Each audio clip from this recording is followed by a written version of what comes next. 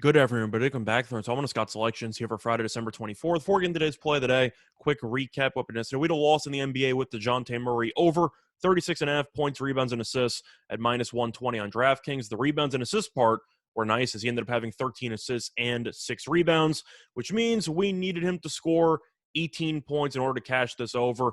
And unfortunately for us, DeJounte Murray could not hit water if he fell out of a boat. He ended up attempting 16 shots, and he finished with 9 points. He went 3 for 16 from the floor, and that was all she wrote. So I said in the video, I wasn't worried about the rebounds and assists. I thought there were multiple ways to cash this, but the one way we would lose would be if Murray just had a really off night shooting, and he did, which was unfortunate for us, but looked to bounce back with a winner here on Friday. However, I'm sure a lot of you are aware that there really are no sporting events at all on Friday, besides some minuscule events, but none of the major sports in the U.S. actually taking place. So for that reason, we're going to be looking at a look-ahead line in the NFL for a Sunday game between the Steelers and the Chiefs taking place at around 4:30 p.m. Eastern Time. And for the play today, we like the Steelers' first half team total under 9 points at minus 110 on FanDuel.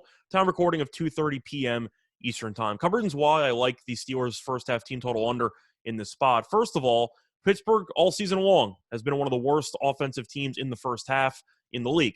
The Steelers are averaging just 7.2 first half points per game, which ranks second to last in the league. The only team worse is obviously the Jets. So the Steelers have really been just getting off to really slow starts offensively, and that has gotten even worse over the course of the last month because Pittsburgh has scored a 9 first half points in its last 4 games combined.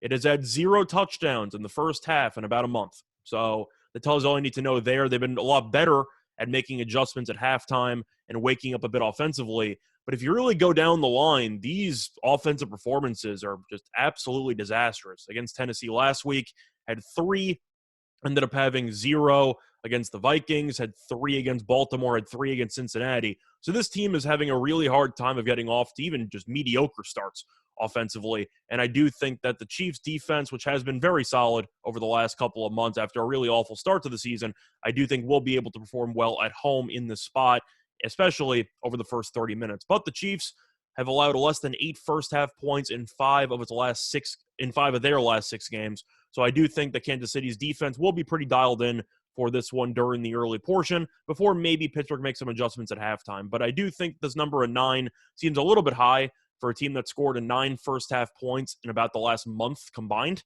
Pittsburgh also might not have the ball that much because Kansas City does rank 8th in the league in time of possession at home. So you do have to wonder about the COVID issues with the Chiefs offense. I know that Hill and Kelsey are still currently on the COVID list. However, the Chiefs have not had an additional positive in the last 2 days. So there is a decent chance that a decent amount of these guys might potentially return because there is no outbreak onto their hands. But the Chiefs defense has also kind of been unscathed by COVID. You're looking at the actual questionable injury reports for some of these guys, and they're pretty much all on the offensive end.